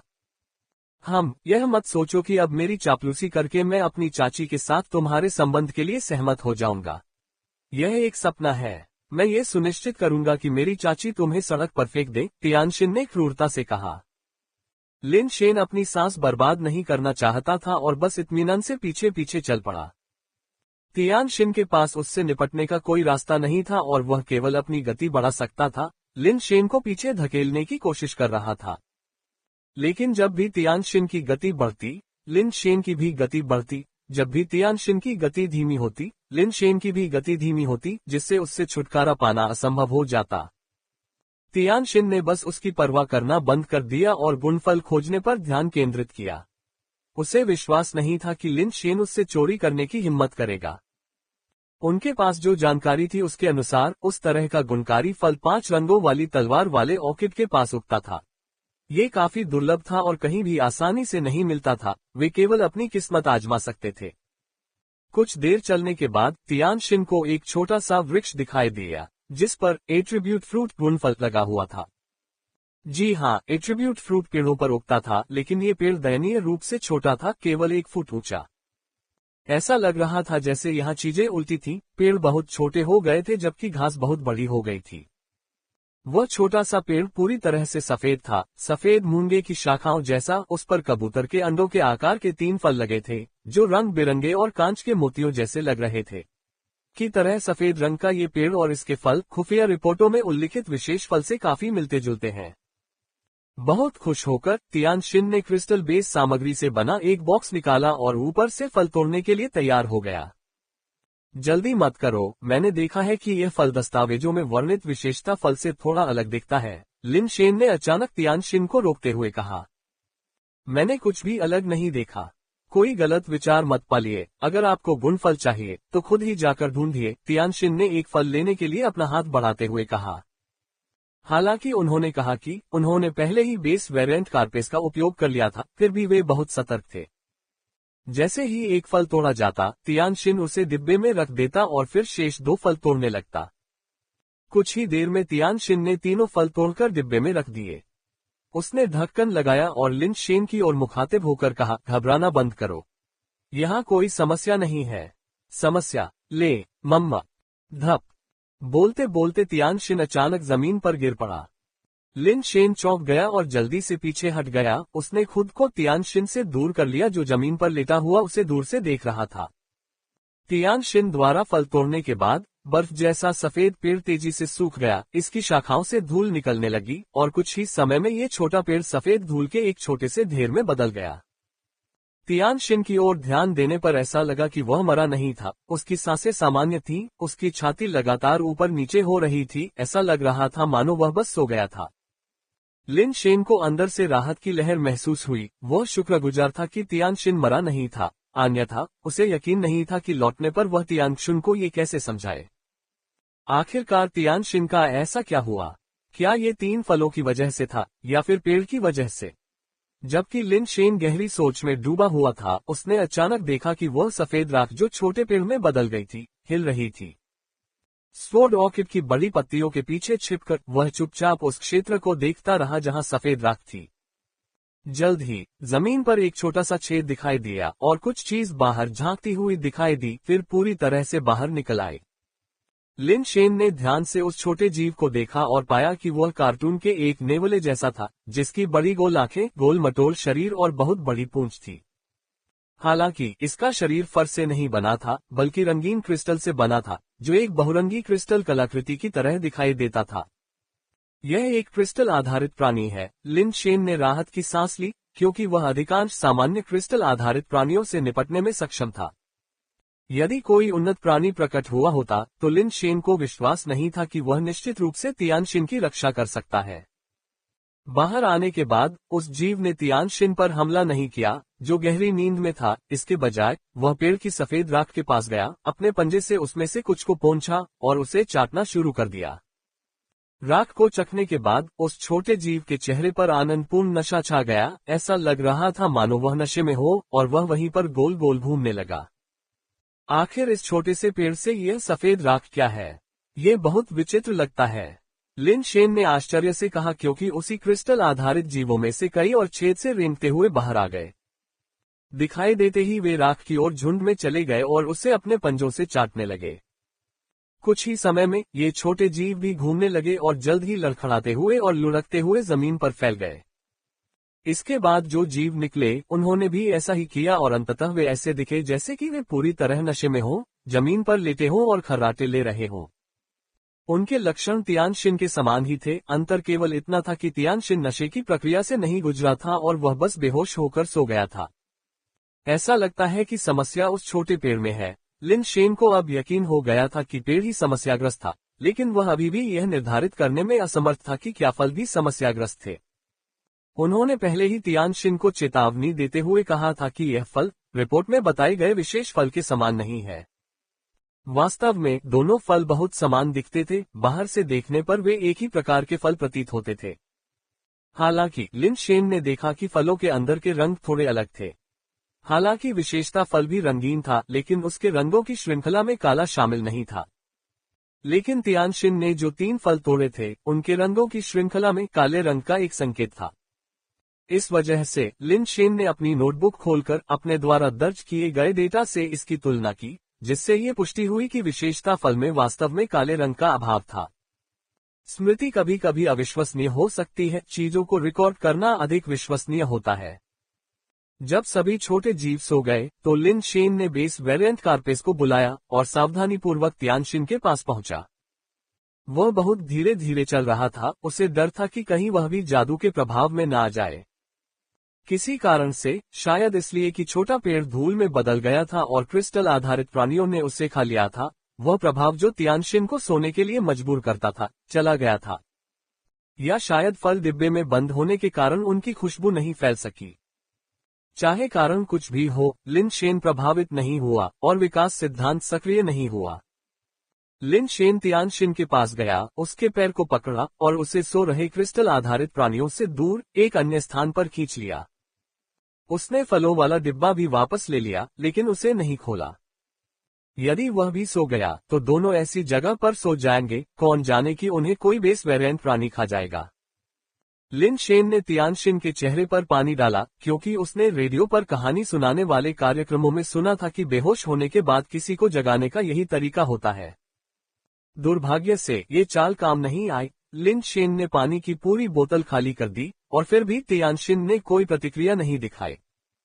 तियानशिन, जागो। लिन शेन के पास तियानशिन के चेहरे पर थप्पड़ मारने के अलावा कोई विकल्प नहीं था। बिना किसी प्रतिक्रिया के 1-2 थप्पड़ मारने के बाद लिन शेन ने अनिच्छा से जोर बढ़ा दिया, उसके चेहरे पर थप्पड़ मारे जिससे जोरदार आवाज आए, लेकिन फिर भी कोई फायदा नहीं हुआ। तियानशिन एक मरे हुए सुअर की तरह सो गया। क्यों तियानशिन ही आए? अगर तियानशिन ही प्रभावित हुई थी तो क्या मैं उसका अग्नि बीज लेने का अवसर नहीं ले सकती थी? लिन शेन ने निराश होकर सोचा। ये देखकर कि वह तियानशिन को जगा नहीं सकता, लिन शेन ने सोचा कि क्या उसे उत्परिवर्तित काले बख्तरबंद सेंटीपीड को काटने देना चाहिए। सेंटीपीड का जहर बहुत दर्द देगा और शायद इतना दर्दनाक होगा कि वह जाग जाए। जैसे ही वह इस पर विचार कर रहा था, उसने अचानक कुछ सुना और जल्दी से तियानशिन को कुछ घास के पत्तों के पीछे खींच लिया। कुछ ही देर बाद लिन शेन ने एक क्रिस्टल आधारित प्राणी को, जो कृपान दांतेदार बाघ जैसा था, झाड़ियों से बाहर छलांग लगाते हुए देखा तथा जमीन पर सो रहे उन छोटे प्राणियों को शिकारी रुचि से देख रहा था। कृपान दंत बाघ को विनम्र शब्द का अर्थ मालूम नहीं था। उसने सीधे एक छोटे जीव को काट लिया तथा चबाते हुए कुतरने लगा। लिन शेन को इस बात से बहुत डर लगा कि इतने क्रूर काटने के बावजूद छोटे से सो रहे प्राणी ने कोई प्रतिक्रिया नहीं दिखाई। कृपान दांतेदार बाघ इतना बड़ा था कि एक छोटा सा जीव उसकी भूख मिटाने के लिए काफी नहीं था। उसने उन्हें एक एक करके खा लिया, उन्हें पूरा निगल लिया, एक भी बाल पीछे नहीं छोड़ा। अपना भोजन समाप्त करने के बाद कृपान दंत बाघ ने जम्हाई ली और आश्चर्यजनक रूप से वहीं सो गया। Boom boom boom. दूरी पर स्थित विशाल घास हिल उठी। एक और बेस वेरिएंट प्राणी आ रहा था, लेकिन इस बार यह नवागंतुक बहुत बड़ा था, यहाँ तक कि एक विशालकाय हाथी से भी बड़ा। आरोही प्राणी। क्या यहाँ कोई आरोही प्राणी नहीं होना चाहिए था? लिन शेन ने प्राणी की एक स्पष्ट झलक देखी और उसे एक झटका महसूस हुआ। बहुरंगी क्रिस्टल जैसा विशालकाय प्राणी सोए हुए कृपान दांतेदार बाघ के पास गया, नीचे झुका और उसे सीधे अपने मुंह में उठा लिया। गहरी नींद में सो रहे कृपान दंत बाघ ने कोई प्रतिक्रिया नहीं की जब भीमकाय ने उसे हवा में उछाला और फिर उसे पूरा निगल गया। कुछ कुरकुरे निवाले के साथ ही कृपान दांतेदार बाघ को विशालकाय जानवर ने पूरी तरह निगल लिया। लिन शेन ने शुरू में सोचा था कि आरोही प्राणी के विशाल आकार को देखते हुए इसका प्रतिरोध बहुत अधिक होगा और इतने सारे स्थानांतरणों के बाद इसे सुलाना आसान नहीं होगा। आखिरकार इतने बड़े कृपान दांतेदार बाघ को पचाने में निश्चित रूप से समय लगेगा, है ना? फिर भी किसने सोचा होगा कि कुछ ही कदम चलने के बाद ये प्राणी अचानक लड़खड़ाकर जमीन पर गिर जाएगा और पास के कुछ एमरल्ड स्वॉर्ड ऑर्किड से टकराकर उन्हें चकनाचूर कर देगा, फिर नीचे गिरकर जोर जोर से खर्राटे लेने लगेगा। क्या ये चीज वास्तव में इतनी शक्तिशाली है? लिन शेन ने आश्चर्य से पूछा। यदि उसे पता होता कि पेड़ का चूर्ण इतना शक्तिशाली कि वह उन्नत प्राणियों के प्रतिरोध पर विजय पा सकता है, तो वह उसमें से कुछ अपने लिए रख लेता। यदि कभी उसका सामना किसी ऐसे शत्रु से हो जिसे वह पराजित न कर सके, तो वह उन्हें ये पदार्थ खिलाकर मरे हुए सुअर की तरह सोने के लिए छोड़ सकता है और फिर वह उन्हें किसी भी तरह से मार सकता है। दुर्भाग्यवश सारा पाउडर चाटकर साफ कर दिया गया था और अब और अधिक पाउडर इकट्ठा करने का कोई अवसर नहीं था। इस आदमी ने कृपान दांतेदार बाघ को निगल लिया। शायद पेड़ के पाउडर का असर इसके आरोही द्रव में है। एक बार जब मैं इसे मार दूंगा और इसका आरोही द्रव इकट्ठा कर लूंगा तो कुछ असर तो होगा ही, है ना? लिन शेन ने थोड़ी देर इंतजार किया और देखा कि कोई और प्राणी दिखाई नहीं दे रहा है और आरोही प्राणी अभी भी एक मरे हुए सुअर की तरह सो रहा है। वह चुपचाप उसके पास गया। उसने अपने हाथ से उसे 2 बार धकेला और कोई प्रतिक्रिया नहीं हुई। ये पेड़ के चूर्ण की शक्ति का प्रमाण था। कई परिवर्तनों के बाद भी वह इतना शक्तिशाली था। लिन शेन ने अब और संकोच नहीं किया। वह वापस भागा और आर्केंजेल की तलवार ले ली जिसे तियानशिन ने अपनी पीठ पर तलवार के केस में बांध रखा था। तियानशिन, मैं इसे उधार ले रहा हूँ, लिन शेन ने कहा, महादूत की तलवार लेते हुए, और फिर से आरोही प्राणी के पास पहुंचा। NOWELL-BE-IN.CO। उसने तलवार को उस प्राणी के सिर पर स्थित लाल एक्यूपंक्चर बिंदु पर निशाना बनाया और वार कर दिया। महादूत की तलवार उसके हाथ में भारहीन लग रही थी, लेकिन वह सचमुच काफी कठोर और तेज थी। लिन शेन की ताकत और गति से तलवार पूरी तरह से मूठ तक घुस गई, केवल गार्ड और हैंडल ही बाहर रह गया। सोए हुए आरोही प्राणी ने कोई प्रतिक्रिया नहीं की और इस प्रकार लिन शेन ने एक ही वार में उसे मार डाला। लिन शेन ने तैयार पानी की थैली निकाली, फिर धीरे से तलवार निकाली। रंगीन आरोही तरल ब्लेड के किनारे पर बह रहा था। लिन शेन ने जल्दी से बैग का इस्तेमाल करके उसे पकड़ लिया। आरोही प्राणी के बड़े आकार के बावजूद उसके शरीर के अंदर बहुत ज्यादा आरोही तरल नहीं था। लिन शेन ने 3 बैग पूरे भर दिए, लेकिन चौथा बैग आधा भरा होने से पहले ही तरल खत्म हो गया। ये दुख की बात है कि जब इसे मारा गया तो इसने अपना जीवन आधार बाहर नहीं निकाला। इसका जीवन आधार संभवतः अभी भी कण रूप में इसके शरीर में मौजूद है। लिन शेन उसका जीवन आधार निकालना चाहता था, जो उसके मेजबान की मृत्यु के बाद भी उसकी चेतना को बनाए रखता है और संपर्क में आने पर स्वचालित रूप से आकार ले लेता है। तलवार का उपयोग करते हुए लिन शेन ने आरोही प्राणी के शव को काटना शुरू कर दिया। जैसे ही उसने रीढ़ की हड्डी को काटा, उसे एक झंझनाहट की आवाज सुनाई दी। तभी उन्होंने देखा कि उस प्राणी की रीढ़ से रंग बिरंगे कण निकलकर शीघ्र ही एक बहुरंगी क्रिस्टल जैसे फूल में परिवर्तित हो गए। हालांकि बिना किसी मार्गदर्शन के फूल जैसा जीवन आधार कुछ क्षण के लिए ही हवा में लटका रहा और फिर जमीन पर गिर पड़ा। इस उन्नत प्राणी का जीवन आधार एक फूल निकला। लिन शेन ने फूल जैसे जीवन आधार को उठाया। इस जीवन आधार का फूल वाला भाग लगभग लिन शेन की मुट्ठी के आकार का था, जो पतली शाखाओं और नीचे कुछ पत्तियों वाले गुलाब जैसा था और शाखाओं पर छोटे छोटे तीखे कांटे थे। संपूर्ण जीवन आधार जीवन स्पेक्ट्रम में रंगा हुआ था, अंदर बदलती रोशनी थी तथा किसी निश्चित आत्मा का अभाव था। लिन शेन ने अपनी घड़ी की ओर देखा और पाया कि उस पर पहले से ही एक संदेश था। छठे मोड़ के उत्परिवर्तित असेंशन बीस्ट ल्यूमिनेसेंट बीस्ट को मार डाला। छठे मोड़ के उत्परिवर्तित spirit base night glow flower की खोज की। अरे ये चीज वास्तव में छठी बारी का उत्परिवर्ती है। मुझे ऐसा क्यों नहीं लगा कि यह इतना मजबूत था। ये सिर्फ ये दिखाने के लिए जाता है कि 10वीं बारी में आर्केंजेल की तलवार कितनी कठोर और तेज है। लिन शेन अपने दिल में खुश था। यह उत्परिवर्तित छठी बारी आत्मा आधार नाइट ग्लो फूल बिना किसी प्रयास के प्राप्त की गई चीज की तरह था। लिन शेन ने जल्दी से नाइट ग्लो फ्लावर को अपने बैग में भर लिया। असेंशन लिक्विड वाले सभी बैग उस पर लटका दिए। फिर वह वापस उस जगह गया जहां तियानशिन था और बेदाग आर्केंजेल तलवार को वापस उसके म्यान में डाल दिया। ऐसा लगता है कि भविष्य में मुझे सबसे पहले एक स्पिरिट बेस ढूंढना चाहिए जिसे हथियार के रूप में इस्तेमाल किया जा सके। हालांकि मैं स्पिरिट बेस की पूरी शक्ति का इस्तेमाल नहीं कर पाऊंगा, लेकिन इसकी कठोरता और तीक्ष्णता मुझे आरोही प्राणियों को मारने में बहुत मदद करेगी। मैंने पहले स्पिरिट बेस को हथियार के रूप में इस्तेमाल नहीं किया था क्योंकि मेरे पास पर्याप्त ताकत नहीं थी। अब मैं एक विशिष्ट स्पिरिट बेस हथियार चलाने के लिए पर्याप्त मजबूत हूँ या आर्कहेंगल तलवार की तरह एक भारहीन स्पिरिट बेस हथियार ढूंढ सकता हूँ। लिन शेन ने योजना बनाई कि भविष्य में वह किस प्रकार का स्पिरिट बेस हथियार प्राप्त करेगा। घर पर झेंग बुयुआन की तलवार दफन थी और रिंग माउंटेन ग्रह पर लिन शेन ने बहुत सारे स्पिरिट बेस भी दफन कर रखे थे। हालांकि उनमें से अधिकांश पहले या दूसरे चरण के थे, जिनमें पेटेरोसोर सिकल और ट्राइसेराटॉप्स युद्ध हेल्बर्ट सबसे अधिक संख्या में थे। दुर्भाग्य से लिन शेन को दरांती का उपयोग करना नहीं आता था और वह त्रिशूल प्रकार के युद्ध परशु का उपयोग करने का भी आदी नहीं था। ये बहुत अच्छा होगा अगर मुझे एक भाला या एक कोड़ा मिल जाए। लिन शेन नीचे झुका और उसने तियानशिन के फिल्ट्रम को फिर से जोर से दबाया, लेकिन फिर भी उसे जगा नहीं सका।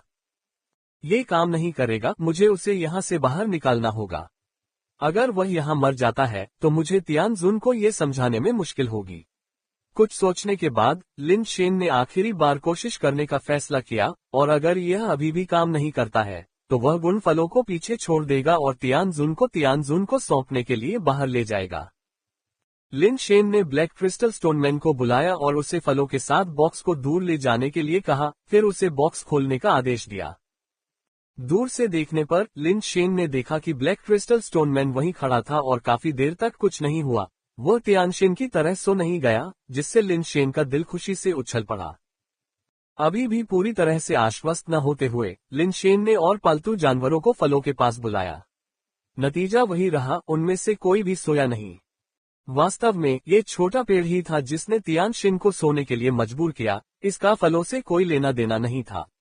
लिन शेन के दिल में एक और अनुमान था, इसलिए उसने पत्थर के प्राणी को फलों के साथ बॉक्स को तियानशिन से थोड़ी दूर ले जाने दिया और फिर बॉक्स के साथ तियानशिन के पास पहुंचा। तियानशिन पहले जब फल तोड़ रहा था तो उसे नींद नहीं आई। तार्किक रूप से छोटे पेड़ की इतनी शक्तिशाली नींद लाने वाली शक्ति के साथ तियानशिन को बहुत पहले ही सो जाना चाहिए था, जब वह इतनी धीमी गति से पहला फल तोड़ रहा था। लेकिन जब तक उसने तीनों फल तोड़कर डिब्बे में नहीं रख लिए और उसे बंद नहीं कर दिया, तब तक उसे नींद नहीं आई। लिन शेन को आश्चर्य होने लगा कि क्या यह इन 3 फलों की उपस्थिति थी जिसने शुरू में तियानशिन को तुरंत सो जाने से रोका था। जैसा कि लिन शेन ने अनुमान लगाया था, जैसे ही तीनों फल तियानशिन के करीब पहुंचे, वह जो मृत की तरह निश्चल पड़ा था, वास्तव में हरकत के संकेत दिखाने लगा और धीरे धीरे होश में आभार में जाओ। तियानशिन ने जब नींद से जगा तो उसने देखा कि उसके सामने एक ब्लैक क्रिस्टल स्टोनमैन खड़ा है, जिससे वह इतना चौंक गया कि उसने तुरंत स्टोनमैन के सिर पर मुक्का मार दिया। सौभाग्य से लिन शेन ने समय पर प्रतिक्रिया की, जिससे ब्लैक क्रिस्टल स्टोनमैन तियानशिन के मुक्के से बचने के लिए पीछे हट गया, अन्यथा स्टोनमैन का सिर संभवतः टुकड़ों में टूट जाता। लेकिन जब ब्लैक क्रिस्टल स्टोनमैन तियानशिन से कुछ दूरी पर था तो तियानशिन को अचानक फिर से चक्कर आने लगा और वह जमीन पर गिर पड़ी। हाँ, ये दिलचस्प है। ये फल छोटे पेड़ पर उगते हैं लेकिन इसकी नींद की बीमारी को ठीक कर सकते हैं। हालांकि केवल फल की खुशबू से आप नींद की बीमारी को पूरी तरह से ठीक नहीं कर सकते हैं। पूरी तरह से ठीक होने के लिए आपको शायद फल खाना पड़ेगा। लिन शेन ने चुपचाप अपने आप से अनुमान लगाया। उन्होंने केवल अनुमान लगाया, लेकिन ऐसा करने की हिम्मत नहीं हुई। यदि फल खाने से उनके शरीर को कोई नुकसान होता तो यह अच्छा नहीं होता। मेरे बिना शायद आप बहुत पहले ही यहाँ मर गए होते। मैं आपकी जान बचाने के लिए धन्यवाद के तौर पर एक फल लूंगा। विनम्र होने की कोई जरूरत नहीं है। लिन शेन ने अपने लिए एक फल लिया और उसे रख दिया, बाकी दो को वापस बॉक्स में छोड़ दिया। फल अपने पास होने के कारण लिन शेन को अब नींद की बीमारी होने का डर नहीं रहा। उसने ल्यूमिनेसेंट बीस्ट के असेंशन लिक्विड में से कुछ निकाला और बस उसे चाट लिया। तुरंत ही उसने महसूस किया कि उसकी पलकें भारी हो रही हैं, मानो वह अपनी आंखें खुली नहीं रख सकता, और विकासवाद का सिद्धांत उसके दिमाग में तेजी से घूमने लगा। ये दवा सचमुच बहुत शक्तिशाली है। यह अनिद्रा के इलाज के लिए बहुत प्रभावी है। अनिद्रा से पीड़ित लोगों के लिए यह एक सच्चा वरदान है, लिन शेन ने आश्चर्य और प्रसन्नता से कहा। इतनी अधिक मात्रा में नींद लाने वाला असेंशन द्रव एकत्रित करने के बाद वह बाद में इसे अपने हथियारों पर लागू कर सकता था, और इसका प्रयोग इस प्रकार कर सकता था मानो वह अपने हथियारों में जहर डाल रहा हो। जरा कल्पना कीजिए, एक वार से प्रतिद्वंद्वी घायल हो जाएगा और वह तुरंत सो जाएगा। यह अविश्वसनीय रूप से अच्छा होगा। संभवतः उसके द्वारा लाए गए फल के प्रभाव के कारण उसकी तंद्रा शीघ्र ही दूर हो गई तथा विकासवाद का सिद्धांत अब अधिक प्रचलित नहीं रहा। पब फ्यूचर द्वारा विज्ञापन। लिन शेन ने जल्दी से फल को एक सीलबंद बोतल में डाल दिया और तुरंत ही उसे फिर से नींद आ गई, जिससे विकास सिद्धांत एक बार फिर उन्मत्तता से घूमने लगा। लिन शेन ने जागते रहने के लिए संघर्ष किया और थोड़ी देर के बाद उनींदापन की भावना धीरे धीरे गायब हो गई और फिर उसने ल्यूमिनेसेंट बीस्ट के असेंशन लिक्विड को और चाटा। इसे कुछ बार दोहराने के बाद लिन शेन मूल रूप से नींद की बीमारी से प्रतिरक्षित हो गया और अंततः उसने असेंशन लिक्विड को संग्रहित कर लिया। उसने स्टोनमैन से फलों को फिर से तियानशिन के पास रखवाया, फिर स्टोनमैन को वापस ले लिया। कुछ ही देर में तियानशिन फिर से जाग गया। क्या हुआ? जैसे ही तियानशिन की नींद खुली, वह अपने पैरों पर कूद पड़ा और सावधानी से चारों ओर देखने लगा। तुम अभी अभी लगभग मर ही गए थे, लिन शेन ने कहानी में थोड़ा फेरबदल करते हुए तियानशिन से कहा। उन्होंने इसे बहुत जटिल तरीके से नहीं समझाया, केवल तियानशिन को बताया कि जब उन्होंने फल तोड़ा तो छोटा पेड़ राख में बदल गया, जिससे उन्हें नींद आ गई। फिर एक चमकदार जानवर उन्हें खाने के लिए आया, लेकिन लिन शेन ने जानवर को मार दिया और तियानशिन को बचा लिया। तियानशिन ने महसूस किया कि लिन शेन संभवतः इतना दयालु नहीं हो सकता कि उसे सिर्फ सद्भावना के कारण बचाए, और उसका उद्देश्य तियानशिन को खुश करना होगा। लेकिन तथ्य यह है कि लिन शेन ने उसे बचाया था, चाहे कारण कुछ भी हो, इससे इनकार नहीं किया जा सकता था, और इस तथ्य को बदला नहीं जा सकता था, जिससे तियानशिन वास्तव में निराश था। तुम्हें बचाने के बदले में मैंने एक फल लिया। वह फल नींद की बीमारी का मुकाबला कर सकता है। अगर तुम इसे अपने पास रखोगे तो तुम्हें नींद नहीं आएगी। बस इसे अपने से बहुत दूर मत जाने दो, वरना तुम फिर भी सो जाओगे, लिन शेन ने समझाया। तियानशिन ने लिन शेन के प्रति जो भी अच्छी भावना महसूस करना शुरू किया था वह तुरंत गायब हो गई जब लिन शेन ने बिना अनुमति के एक फल ले लिया। पब फ्यूचर द्वारा विज्ञापन। तियानशिन को एक फल खोने से कोई परेशानी नहीं थी। यदि लिन शेन ने उसके जागने का इंतजार किया होता और उसे स्वयं फल देने की पेशकश की होती तो तियानशिन ने उसे स्वीकार कर लिया होता।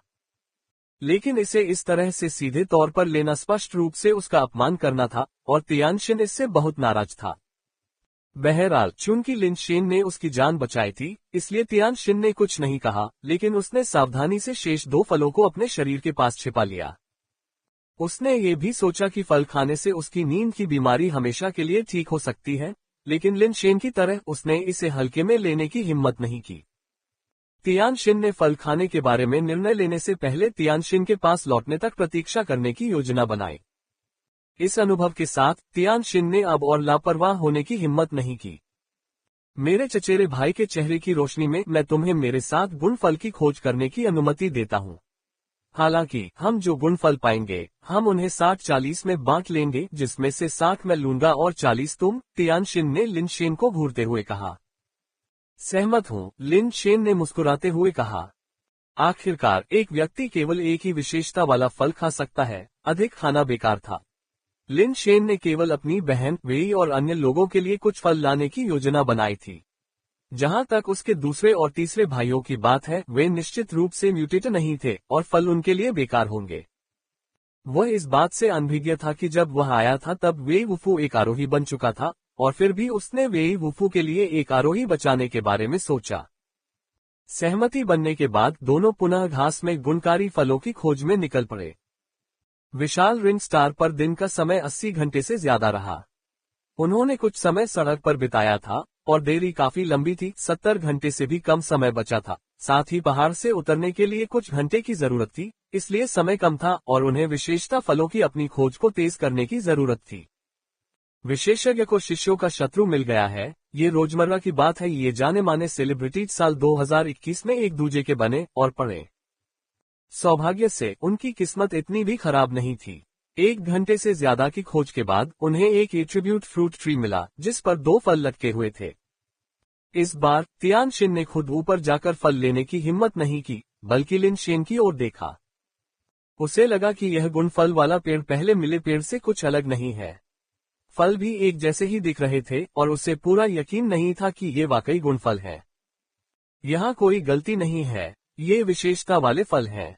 लिनशेन ने अपनी नोटबुक निकाली और उसकी तुलना की। सभी विशेषताएं मेल खाती थीं और फलों के अंदर काले रंग का कोई निशान नहीं था, जिसका मतलब था कि वे वास्तव में विशेषता वाले फल थे।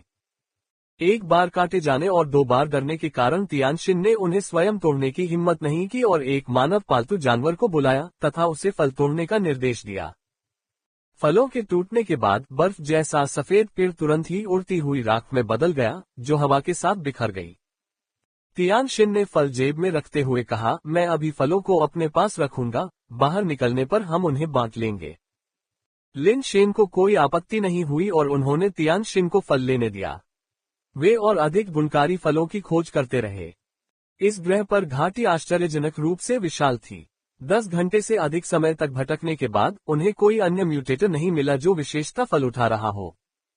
उन 10 घंटों में उन्होंने कुल 5 गुण फल एकत्र किए और तियानशिन ने लिनशेन को 2 दिए, जिससे उनका विभाजन तय हो गया। बहुत बढ़िया छोटे तियानशिन, लिनशेन ने तियानशिन को अंगूठा दिखाया। उसने सोचा था कि तियानशिन ने फल खाए होंगे, लेकिन उसने उम्मीद नहीं की थी कि वह वास्तव में उन्हें बांटेगा। अगर तुम मुझे ऐसे ही बुलाते रहे तो क्या तुम्हें लगता है कि मैं तुम्हें अभी नहीं मार दूंगा? तियानशिन ने गुस्से से कहा। तुम्हें ये उपनाम पसंद नहीं है ना? ठीक है, तियानशिन प्रिय की तरह मैं तुम्हें अपना छोटा भतीजा कहूंगा, लिनशेन ने सावधानीपूर्वक विचार करने के बाद कहा। तुम्हारी हिम्मत नहीं होगी, तियानशिन ने दिल में थकान महसूस की और दांत पीसते हुए कहा, बस मुझे मेरे नाम से बुलाओ। ठीक है, तो फिर तियानशिन ही है, लिनशेन ने सिर हिलाया।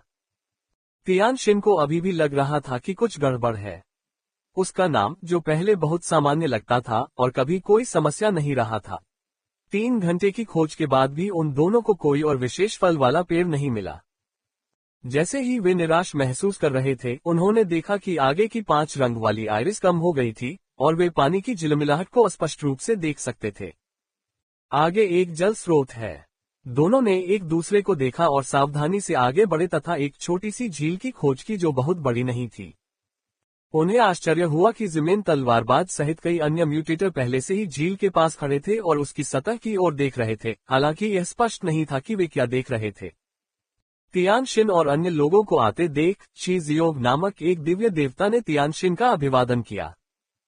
ची परिवार में नाम वाले लोग आमतौर पर निम्न स्तर के सदस्य होते थे, जिनके पास रैंकिंग पाने की योग्यता नहीं होती थी, इसलिए उन्हें स्वयं ही अपना नाम रखना पड़ता था। केवल उच्च पदस्थ सदस्यों के नाम ही संख्यात्मक रैंकिंग वाले हो सकते थे। ची उपनाम वाले साधारण सेलेस्टियल्स को अपने नाम में संख्याएं शामिल करने की अनुमति नहीं थी। ची जियोग, यहाँ क्या हो रहा है? तियानशिन ची जियोग से बात करने के लिए उसके पास गया, जबकि लिनशेन उसके बगल में खड़ा था। ची शियोग ने कहा, झील के बीच में एक तलवारनुमा ऑर्किड है। लिनशेन और तियानशिन दोनों ने झील के बीच में उगते हुए तलवार ऑर्किड को देखा। ये पहले देखे गए किसी भी ऑर्किड से कहीं ज्यादा बड़ा था।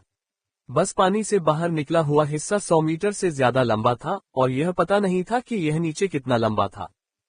ची शियोग जिस बात पर जोर दे रहा था, वह जलीय स्वॉर्ड ऑर्किड नहीं था। दोनों ने कुछ देर तक ध्यान से देखा और जल्दी ही पता चला कि स्वॉर्ड ऑर्किड की पत्तियों के बीच एक एट्रीब्यूट फ्रूट ट्री उग रहा था। पानी से निकलने वाला एट्रीब्यूट फ्रूट ट्री का हिस्सा 3 से 4 मीटर ऊंचा था, जिस पर कम से कम 100 रंग बिरंगे एट्रीब्यूट फ्रूट लटक रहे थे। क्योंकि यह स्वॉर्ड ऑर्किड के मध्य में स्थित था, इसलिए विशेषता फल वृक्ष का अधिकांश भाग बड़ी पत्तियों के कारण अवरुद्ध था, जो केवल कुछ कोनों से ही दिखाई देता था। क्या वह गुण फल है? तियानशिन ने लिनशेन की ओर देखते हुए पूछा। निश्चित रूप से एट्रीब्यूट फ्रूट, और क्या हो सकता है? ची जियोनग ने सोचा कि सवाल उसी के लिए था और उसने सहजता से उत्तर दिया। लिन शेन ने थोड़ा सिर हिलाया, वे वास्तव में गुणफल थे। तुम उन्हें लेने क्यों नहीं गए? तियान शिन ने कुछ हैरान होकर पूछा। हालांकि जायंट गॉड माउंटेन पर उड़ना बहुत वर्जित था, लेकिन इसे प्रतिबंधित नहीं किया गया था, मुख्यतः इसलिए क्योंकि उड़ने से पहाड़ के विभिन्न हिस्सों से अन्य प्राणियों का ध्यान आसानी से आकर्षित हो सकता था। इसलिए पहाड़ पर चढ़ने और उतरने में आमतौर पर उड़ान शामिल नहीं होती थी। इस क्षेत्र में कोई अन्य प्राणी नहीं था, इसलिए उन विशेष फलों को लेने के लिए कम ऊंचाई पर उड़ान भरना कोई समस्या नहीं होनी चाहिए थी। एक अन्य आकाशीय प्राणी चीबा ने कहा, हम उड़ नहीं सकते, ऐसा लगता है कि झील के ऊपर उड़ान निषिद्ध क्षेत्र है। झील के ऊपर की सीमा में प्रवेश करने पर हम उसमें गिर जाएंगे। क्या झील में कुछ अजीब है? तियान शिन ने तुरंत पानी की ओर देखा। अगर यह कोई साधारण झील होती तो वे बहुत पहले ही तैरकर पार कर गए होते। लेकिन कुछ देर तक ध्यान से देखने के बाद भी तियान शिन को पानी में कुछ नहीं मिला। ची शियोग ने सिर हिलाया और कहा, पानी में एक तरह का पारदर्शी तंतु जैसा प्राणी है। अगर आप ध्यान से नहीं देखेंगे तो आप उन्हें बिल्कुल भी नहीं देख पाएंगे। लेकिन एक बार जब आप पानी में गिर जाते हैं तो वे जीव आपके चारों ओर लिपट जाते हैं और यह काफी परेशानी भरा होता है।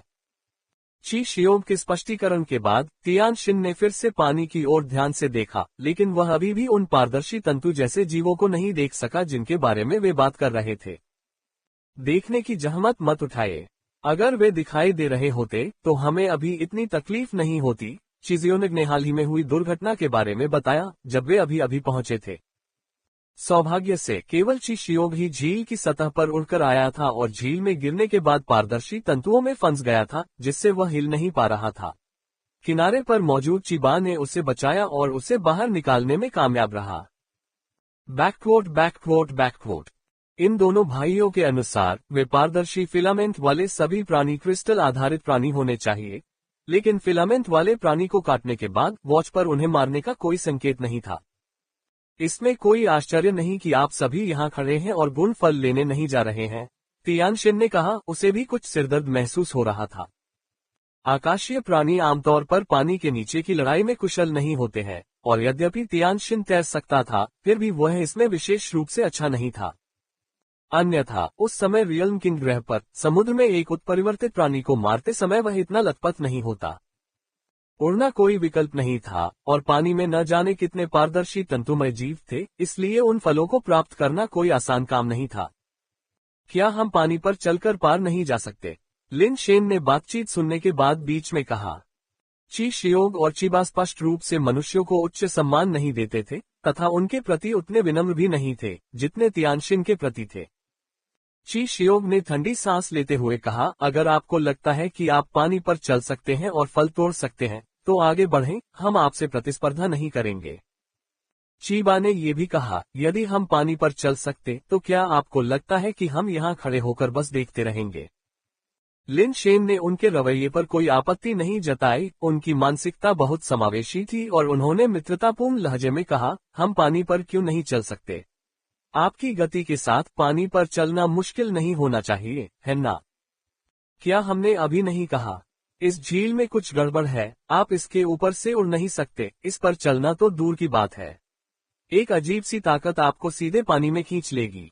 अगर आपको इस पर यकीन नहीं होता तो जाकर खुद ही देख लीजिए, ची शियोग ने कहा। स्पष्टतः उन्होंने पहले ही किसी पालतू जानवर के साथ परीक्षण कर लिया होगा और पानी की सतह से पार जाने का प्रयास व्यर्थ था।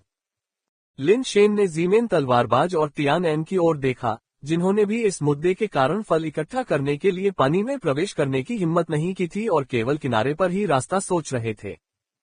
जिमेन तलवारबाज ने कहीं से एक लंबी रस्सी पकड़ ली थी और उसकी नोक पर एक क्रिस्टल बेस भाला बांध दिया था।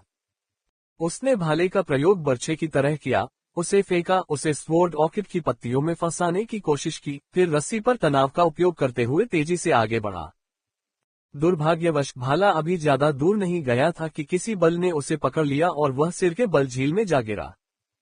पानी तुरंत ही घने पारदर्शी तंतुओं से भर गया, जो पारदर्शी मछली पकड़ने की डोरी की तरह थे, जो हवा में उड़ते भाले के चारों ओर लिपट गए तथा पानी में गिरे भाले को गहराई की ओर खींच लिया, और एक क्षण में वह डूब गया और बिना किसी निशान के गायब हो गया। उसमें बंधी रस्सी भी उस स्थान से टूट गई जहां से वह पानी को छूती थी, ये तरीका अभी भी असंभव था। एक क्षण के लिए सभी को कुछ असमंजस सा महसूस हुआ, क्योंकि इतने सारे गुणकारी फलों को देखने के बाद भी वे असहाय होकर केवल देख पा रहे थे। जिमेन तलवारबाज के प्रयास को देखने के बाद लिन शेन के मन में एक विचार आया। ऐसा लगता है कि ये पारदर्शी तंतु पानी से बाहर नहीं निकल सकते। लिन शेन ने पानी की सतह को ध्यान से देखते हुए कहा। वास्तव में वे पारदर्शी तंतु पानी से बाहर नहीं निकल सकते, लेकिन जैसा कि आपने देखा है, कोई भी चीज पानी के ऊपर से नहीं गुजर सकती, वे निश्चित रूप से पानी में खींचे जाएंगे। वे पानी से बाहर निकल पाए या नहीं, परिणाम एक ही है, ची जियोग ने कहा। अगर ऐसा है तो शायद मैं इसे आजमा सकता हूँ, लिन शेन ने खुद से सोचा। उसके पास पानी पर तैरने का कौशल था, और यद्यपि पहले लिन शेन को लगा कि यह अग्नि बीज कौशल बहुत कम उपयोगी है, आगे विचार करने पर उसे एहसास हुआ कि इसके व्यावहारिक अनुप्रयोग भी हैं। उदाहरण के लिए इस झील में जहां अन्य लोग उड़कर पार नहीं जा सकते थे और पानी में समा जाते थे। संघर्ष के 7 चरणों की तरह पानी पर तैरने का कौशल भी एक नियम आधारित कौशल था। जब तक उसकी गति पानी पर तैरने के कौशल के मानकों को पूरा करती थी, वह पानी की सतह पर चलने में सक्षम होता था और कोई भी बल उसे नीचे नहीं खींच सकता था। लिन शेन का इरादा फल तोड़ने का था, लेकिन उसने अपना इरादा नहीं बताया। वह देखना चाहता था कि क्या किसी और के पास भी फल तोड़ने का कोई तरीका है। अगर उन्हें कोई तरीका नहीं सूझा तो उनके जाने के बाद उसे फल तोड़ने में देर नहीं लगेगी। लिन शेन ने किनारे से देखा कि कैसे कई लोग विभिन्न तरीकों का प्रयास कर रहे थे, लेकिन परिणाम एक ही थे, कोई भी प्रभावी नहीं था। जो भी चीज पानी की सतह से गुजरती थी उसे पानी में खींच लिया जाता था तथा पतले पतले जीवों द्वारा झील की तलहटी में खींच लिया जाता था। तियान शिन ने एक क्रिस्टल बेस लेवल मछली को भी बुलाया, ये देखने के लिए कि क्या वह तैरकर पार जा सकती है। हालांकि जैसे ही मछली ने पानी को छुआ, वह कोकून की तरह रेशों में फंस गई और तेजी से झील के तल में खींची गई और बिना किसी निशान के गायब हो गई। जिमेन तलवारबाज सबसे पहले अन्यत्र गुण फल की खोज में झील से बाहर निकला था। यहाँ चाहे कितने भी गुणकारी फल हो, अगर उन्हें न पाया जाए तो वे बेकार हैं। पहरा देना बस समय की बर्बादी है। तियान शिन भी अधिक समय बर्बाद नहीं करना चाहता था, लेकिन लिन शेन ने उसे रोकते हुए कहा, चलो कोई समाधान सोचते हैं।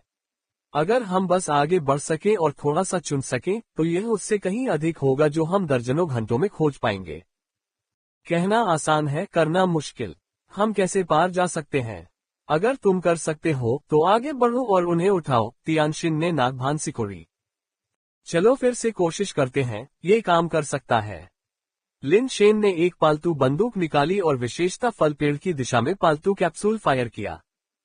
दुर्भाग्यवश क्रिस्टल बेस पेट कैप्सूल जो उसने चलाया था, पानी की सतह पर पहुंचते ही पानी में गिर गया और पालतू जानवर पारदर्शी धागों से लिपट गए और झील के तल में खींच लिए गए। तुम क्या कर रहे हो? तियान शिन को लगा जैसे लिन शेन अपना दिमाग खो चुका है, क्योंकि वह जो कर रहा था वह पूरी तरह से व्यर्थ लग रहा था। मैं प्रयोग कर रहा हूँ। शायद पालतू जानवरों की कोई एक क्षमता झील में होने वाले चूषण को झेलने में सक्षम हो, लिन शेन ने बताया। उसकी व्याख्या सुनने के बाद तियान शिन ने उपहास किया। चीबा और चिशियोग उसे और संघर्ष करते हुए देखने के लिए परेशान नहीं थे। तियान शिन को अलविदा कहने के बाद वे कहीं और गुण फल की तलाश में चले गए। एन परिवार के दिव्य पुरुष ने कुछ समय तक शोध किया, लेकिन कोई समाधान नहीं निकाल सके और अंत में अनिच्छा से चले गए। समय बर्बाद करना बंद करो। तियान शिन भी अब और समय बर्बाद नहीं करना चाहता था। वह मुड़ा जाने की तैयारी कर रहा था, अब लिन शेन पर कोई ध्यान नहीं दे रहा था। जल्दी मत करो, मेरे लिए अकेले फल तोड़ना बहुत थकाने वाला है और मुझे बाद में तुम्हारे साथ भी बांटना पड़ेगा। ये बहुत परेशानी वाली बात है, लिन शेन ने मुस्कुराते हुए कहा। यदि आप किसी तरह पार जाकर फल तोड़ सकें तो वे सभी आपके हैं। मुझे कुछ नहीं चाहिए, तियान शिन ने जवाब दिया। उसे विश्वास नहीं था कि लिन शेन फलों तक पहुंच सकता है, जबकि इतने सारे लोग असफल हो गए थे। लिन शेन क्या कर सकता था? क्या तुम गंभीर हो? लिन शेन ने अजीब भाव से तियान शिन को देखा। बेशक मैं गंभीर हूँ। जब मैं तियान शिन अपना वचन देता हूँ तो वह चट्टान की तरह ठोस होता है, जिसे 9 बैलों द्वारा भी नहीं हिलाया जा सकता, तियान शिन ने गर्व से कहा। ठीक है, तो मैं कोशिश करूंगा, लेकिन अगर मैं कुछ फल तोड़ने में कामयाब हो गया तो तुम्हें इसका पछतावा नहीं होगा, लिन शेन ने हंसते हुए कहा। पछतावा? जो पछताता है वह मूर्ख है, तियान शिन ने स्पष्ट रूप से कहा। चूंकि यह मामला है तो मैं यहाँ जाता हूँ। लिन शेन ने चारों ओर देखा और पाया कि बाकी लोग बिना किसी निशान के चले गए थे, इसलिए उसने और देरी नहीं की। लिन शेन को झील के किनारे पर आते देख, जैसे कि वह पानी में प्रवेश करने वाला हो, तियानशिन ने ठंडे स्वर में कहा, यदि तुम खुद को पानी में फंसा लेते हो तो मैं तुम्हें नहीं बचाऊंगा। तुम्हें बचाने की कोई जरूरत नहीं है। लिन शेन झील के किनारे पहुंच गया, लेकिन पानी में नहीं उतरा। इसके बजाय उसने अपनी कमर से असेंशन लिक्विड का आधा बैग निकाला। ढक्कन खोलकर लिन शेन ने सावधानीपूर्वक बैग से थोड़ा थोड़ा करके असेंशन लिक्विड को झील में छिड़का। तुम क्या कर रहे हो? तियानशिन ने चुपके से भौहें सिकोड़ ली, यह नहीं जानते हुए कि लिन शेन अब क्या चाल चल रहा था। आश्चर्य है कि वह झील में असेंशन लिक्विड क्यों डाल रहा था। तुम्हें जल्द ही पता चल जाएगा, लिन शेन ने कहा और उसने विभिन्न स्थानों पर असेंशन लिक्विड छिड़कना जारी रखा। जब आरोही द्रव्य छिड़का गया था तो झील में तंतुमय जीव अचानक हिलने लगे, लेकिन कुछ ही देर में जब लिन शेन ने झील में और अधिक आरोही द्रव्य छिड़का तो कोई हलचल नहीं हुई। तियानशिन, जिसने शुरू में लिन शेन को संदेह की दृष्टि से देखा था, अब इस योजना को समझ गया और अपनी आंखें चौड़ी करते हुए बोला, ये ल्यूमिनेसेंट बीस्ट का असेंशन लिक्विड है। क्या ये हो सकता है कि इसमें वही नींद लाने वाले प्रभाव हो? ऐसा लगता है। लिन शेन ने कई प्रयासों में असेंशन लिक्विड का लगभग आधा बैग बिखेर दिया और ये देखने पर कि झील में अब कोई हलचल नहीं है, उसने पानी का परीक्षण करने के लिए एक पालतू जानवर को छोड़ दिया। पालतू जानवर पानी में कूद पड़ा और रेशेदार जीवों से परेशान हुए बिना इधर उधर तैरने लगा। ये काम कर गया, लिन शेन ने पानी की थैली को सुरक्षित रखते हुए कहा। तुम्हारे पास ये तरीका था और तुमने पहले नहीं बताया। तियानशिन ने शुरू किया और फिर उसने भी एक बड़ी मछली जैसी पालतू मछली को पानी में उतारा। वह उस विशाल मछली के ऊपर खड़ा हो गया और झील के बीच की ओर तेजी से भागा। तियानशिन झील के बीच की ओर बढ़ा और रास्ते में शेखी बघारते हुए बोला, मैंने पहले भी कहा था कि जो भी फल तोड़ेगा वह उसे रखेगा, मैंने कभी नहीं कहा कि मैं खुद कोई फल नहीं तोड़ूंगा। लिन शेन बिना कुछ कहे मुस्कुराया। अपने पालतू जानवर को वापस खींचकर वह उछला और झील की सतह पर उतरा, पानी के ऊपर से गुजरता हुआ। तियानशिन आगे के रास्ते पर ध्यान केंद्रित करते हुए अपने पीछे लिन शेन को नहीं देख पाया। उसकी विशालकाय मछली लिन शेन की पानी पर तैरने की तकनीक से कहीं अधिक तेज थी और तेजी से स्वॉर्ड ऑर्किड के निकट पहुंच रही थी। अचानक पानी से रेशों के रेशे बाहर निकले और विशाल मछली के चारों ओर लिपट गए तथा उसे सतह से नीचे खींच लिया। नींद का असर विफल हो गया, तियानशिन ने भयभीत होकर कहा, क्योंकि उसके पैर लगभग पानी को छूने लगे थे और उत्सुक तंतु पहले से ही सतह को तोड़कर उसके पैरों के चारों ओर लिपटने लगे थे। तियानशिन ने जल्दी से ऊपर की ओर छलांग लगाए, लेकिन दुर्भाग्यवश वह पर्याप्त ऊंचाई तक नहीं पहुंच सका और उसे पानी की ओर एक बल द्वारा नीचे खींच लिया गया। जो तंतु पानी से बाहर आ गए थे वे घुलने से पहले केवल 1 फुट से थोड़ा अधिक बाहर निकले और स्पष्टतः झील के बाहर जीवित रहने में असमर्थ हो गए। तियानशिन ने महादूत की तलवार निकाली और नीचे पानी को बेतहाशा काटना शुरू कर दिया, जिससे वह कुछ तंतुमय जीवों को काटने में सफल हो गया।